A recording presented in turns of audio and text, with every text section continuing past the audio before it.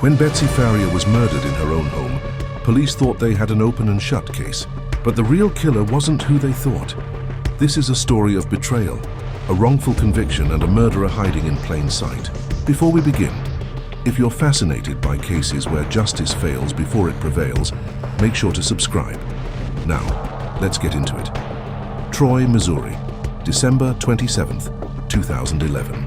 42-year-old Betsy Faria, recently diagnosed with terminal cancer, is found brutally stabbed over 55 times in her living room.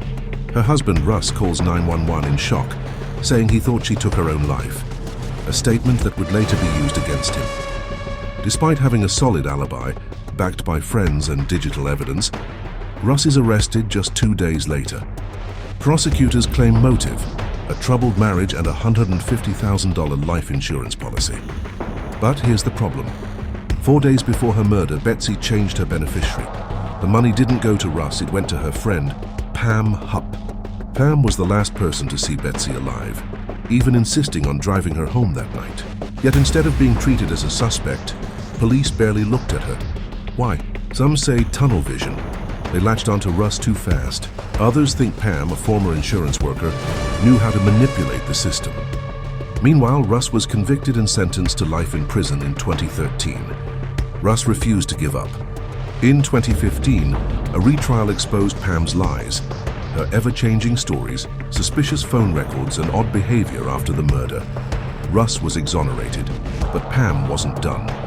In 2016, she lured a man named Louis Gumpenberger into her home, shot him dead, and tried to frame it as a hitman sent by Russ.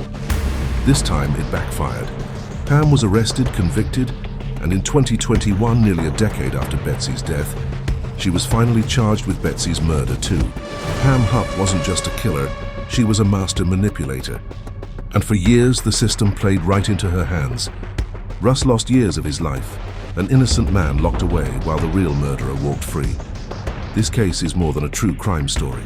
It's a warning about how easily justice can be derailed and how dangerous it is when the wrong person is convicted. Because sometimes the killer isn't in the shadows, they're right in front of us.